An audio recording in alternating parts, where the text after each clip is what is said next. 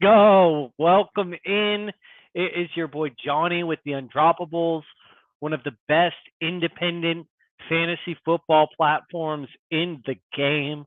Uh, love the squad. Make sure you are subscribed to the Undroppables YouTube if you aren't already. And you can find me at Fantasy Picasso on X. And I can help paint you a picture of how you're going to win your fantasy football championship. So, without further ado, I am super excited for today's episode. We've got some really good stuff planned for you. Everything Broncos for Broncos Uncovered. I am a lifelong Broncos fan, born and raised in Colorado Springs. Today, I am going to be giving you a breakdown of our 2024 schedule and mainly focus on some of the off-season coach speak from OTAs from Sean Payton and breaking down some of what he has been saying about the players that we need to keep an eye out for as fans going into the season. Super excited about this. So let's get into the schedule for 2024.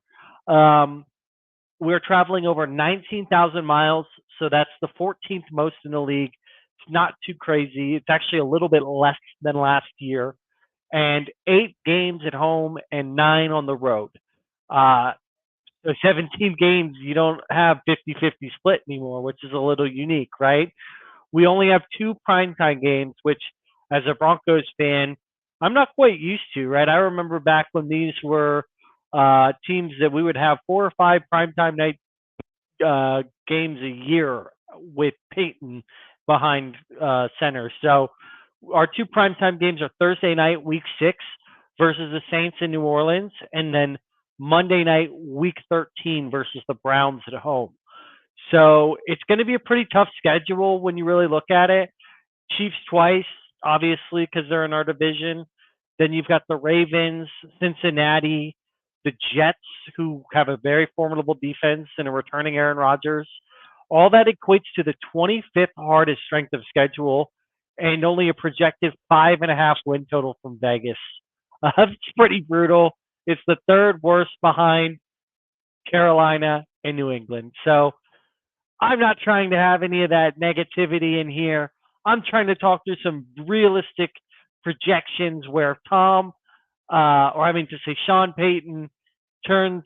I don't know why I was thinking about all the times we used to have to play Tom Brady, and now that they suck, we don't even have to play him. So it's just weird. Because I know if you're a Broncos fan, we've played a lot of games against the Patriots, even though they weren't in our division. And so, yeah, it's not a guarantee we play them every year, but we could have really used them this year when it's projected that they're not going to be very good. But let's see what Sean Payton can do in a best case scenario. I'm going to run through what I think could happen. So, starting week 1 in Seattle, that's going to be tough, right? That's an away game, but I think we can beat them with Jared Stidham behind center. I don't think we throw Bo Nix out there just yet at such a tough away game where they can really disrupt the signal caller. Now you got to remember, Seattle has a rookie head coach, and I think this is a game we can win. So let's say we start out 1-0 going into Pittsburgh against Russ Wilson. I think this should be a primetime game, but it's not. I think it's going to be an ugly game, but I think our offense will look better than the Steelers' offense with Arthur Smith and Russell Wilson. And I think we end up winning that game and are 2-0. And we go in and we beat Baker Mayfield on his home turf at Tampa Bay. They don't have Dave Canales, who I think is a quarterback whisperer. And I think you're going to see Baker Mayfield struggle more this year. So 3-0 going into the Jets now, assuming Aaron Rodgers stays healthy and can be somewhat what he was like with the Packers. I have to remember, even in his last season with the Packers, he kind of struggled. So I still think that defense will be too much for us to overcome, and that will be our first loss of the season, even in an optimistic scenario. So going into week 5 against the Raiders at home, I think that's certainly a game we can win.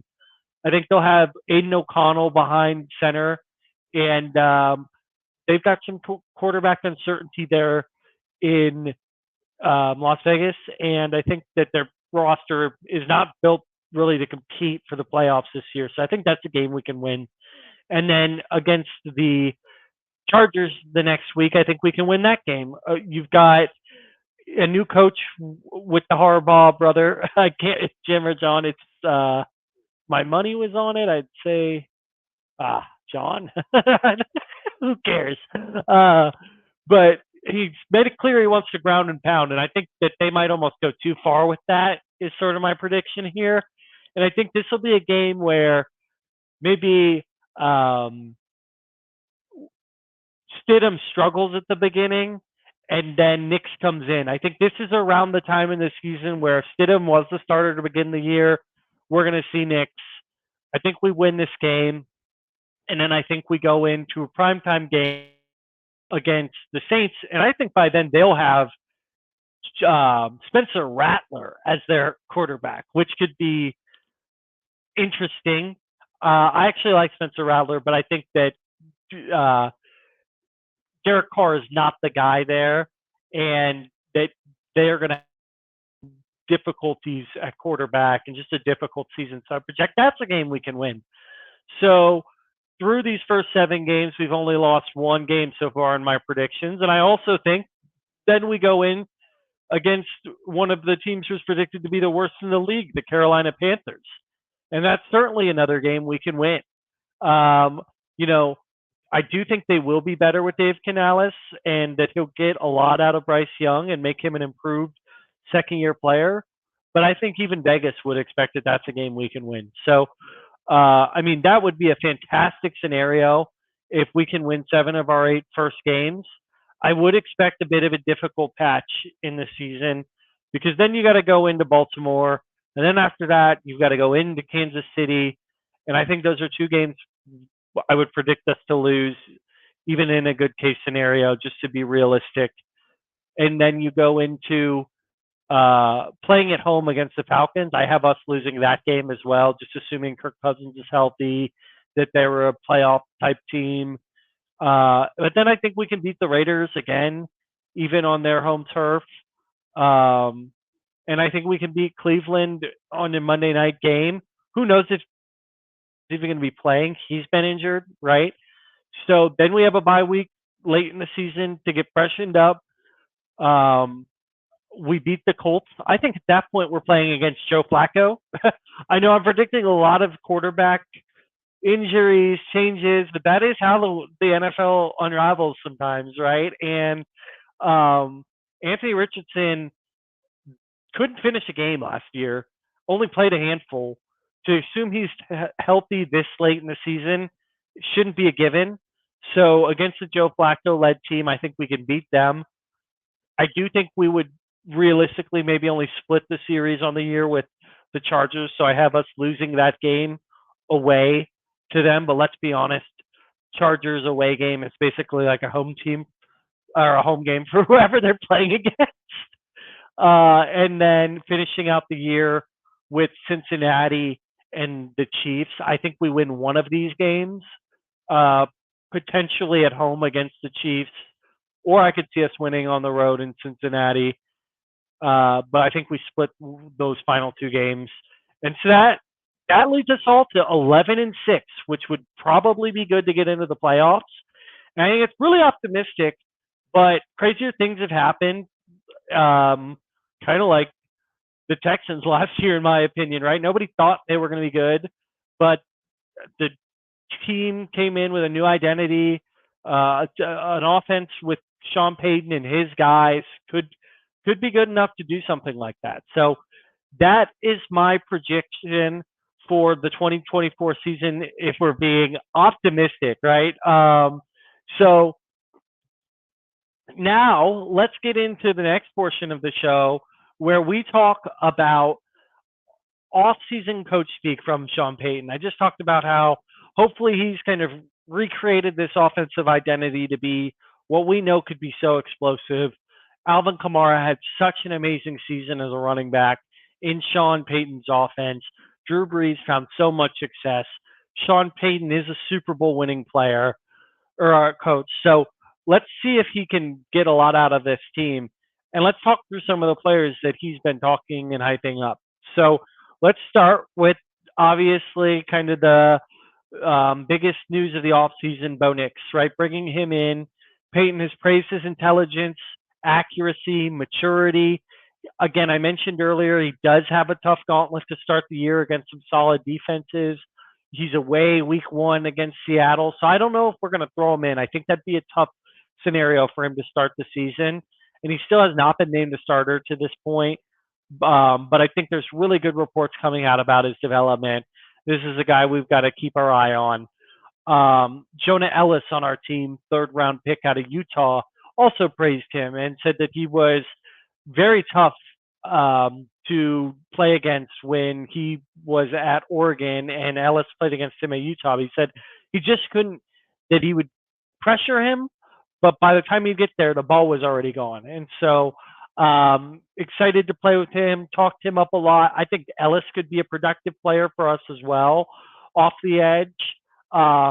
So some good things, positive things coming out about Bo Nix, which is exactly what you want to hear when we invest a pick that high in a potential franchise quarterback. So when we keep talking through who some of his weapons could be, one of the players that Sean Payton is excited to see come back is Tim Patrick. When you talk about the weapons that Bo Nix has, we've signed Josh Reynolds. We went out and drafted his guy from Oregon, Troy Franklin. The first pick that Sean Payton made as a Bronco, Marvin Mims. So there is some competition in this wide receiver room. But let's not forget about Broncos' favorite, Tim Patrick. This guy has torn his Achilles. He's torn his ACL in back-to-back seasons. Some terrible luck. Very rough go. But Payton has said he loves the old film, and he is seeing the same guy out there now. And that's matching up exactly with what Tim Patrick is saying. He's saying he feels like he's back. He is who he was. We'll have to wait and see there, but that would certainly be a very positive update. Another guy, I'm actually getting more hyped about this guy every day just because Dulcich can't seem to stay healthy at tight end. And this is someone who Sean Payton's been hyping up, Lucas Krull. Who is Lucas Krull, right? So let's talk about it. Lucas Krull caught 6 touchdowns from Kenny Pickett at Pittsburgh. So therefore, he helped play the greatest magic trick the world has ever seen, convincing the NFL that Kenny Pickett was worth a first-round pick. But anyways, he had come from UF before that, when we transferred to Pittsburgh, where he was buried at UF on the depth chart behind Kyle Pitts. He's also a former pitcher. He got drafted into the major leagues, but wanted to pursue the NFL. Payton has said, this is a guy, you are going to know him. You're going to know who that number is and who this player is by the time it's all said and done. He had a little bit of a blip on the radar last year to end the season, caught a touchdown pass for us, played some snaps, looked good in that limited action. So if Dulcich can't stay healthy and assert himself as that starting tight end, Adam Troutman's kind of more of a blocking tight end 2 type guy. I'm actually really excited to see what Krull can do in this offense. He can show the ability to change speeds in his routes based on his pitching background, is what I heard. I really liked that from one of the scouts I read a report on him from. So we'll see more about this guy. But someone, I'll say it, we don't give a bunch of fantasy advice on like the Uncovered series. I've been taking dart throws on this guy late in best ball drafts just because like he could pop for 15 or 20 points a game in a few games this year if Dulcich is out. So let's keep going down further that road of weapons. And I talked about what Sean Payton did with that Alvin Kamara offense and Mark Ingram. And I'm really excited about what he can get out of this running back room. I don't think he has said much about Javonte Williams being the guy in that backfield, which is kind of apparent if you ask me. And he said a lot about Jaleel McLaughlin, loving his work ethic, loving what he does in the facility every single day, and how he's trying to learn more about the game, how he's trying to assert himself within the team as a leader. He's looking like he could be the guy from that perspective in the backfield who gets the high value touches. And again, I've even heard a few blips reports. I don't want to know. I don't think they're official reports, but things like Javonte Williams could be on the roster bubble, right? You draft a guy like Audric Estime, you bring in an undrafted free agent like Blake Watson, and you have a guy like Jaleel McLaughlin. Samaje Perine or Javonte Williams could be a casualty. I really believe that. And getting into Blake Watson, this is a guy I mentioned on the last episode as someone very high on us picking up as an undrafted free agent. And again, from a fantasy perspective, I picked him up in almost every dynasty league I can because the Broncos have shown that they can turn undrafted free agent running backs into absolute studs. We did it with Philip Lindsay. We're doing it with Jaleel McLaughlin, right? This is a guy who Sean Payton said when we picked up Blake Watson, we had a vision for how we would use him, and it's similar to how we used Alvin Kamara in New Orleans because he can run and he can catch. This guy's a very explosive player with a strong ability to catch the football out of the backfield. So this is just a guy who I'm super excited to see him kind of carve out a role on this team. The one complication is the two faces you see on the screen, they kind of project to have similar roles. But I think could be a place for both of them. Blake Watson is giving me kind of those Philip Lindsay vibes from a few years ago as a guy who went undrafted but had the talent to get drafted, maybe a little undersized, but has that dog in him and shows out throughout the preseason and earns a spot on the team and carves out a role. So keep an eye on Blake Watson, Jaleel McLaughlin. These are two guys that Sean Payton has said, I like these guys, and I like them too. So rounding it out with the defense to finish up the show, who has he been saying he's excited about? That there's a few guys, but I'll pick one, and that's Jonas Griffith. This is you've got Alex Singleton projected to be a starter at inside linebacker. You've also got Cody Barton, who could potentially fill in that second inside linebacker role. But Payton has mentioned that he is excited about Jonas Griffith at inside linebacker. This guy tore his ACL a little less than a year ago, but he has said he's excited to see him in pads. And you know what? Jonas Griffith said right back, I am hearing from Sean Payton that he has very high expectations for this team. So this is a talented player who can come in and compete for a starting role. Sean Payton's excited to see more from him. So am I. So let's go, guys. I hope you enjoyed that. These are the big Broncos updates over the off season since the last episode. So I'm tracking all things Broncos leading up to and through the season. So make sure you are liked this video and you subscribe to the Undroppables so you can keep up with these episodes.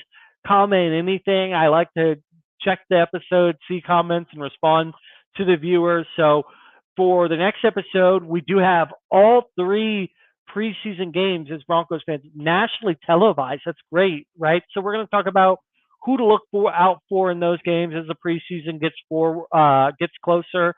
So thank you for watching. Again, connect with me on X at Fantasy Picasso. And yeah, go Broncos country.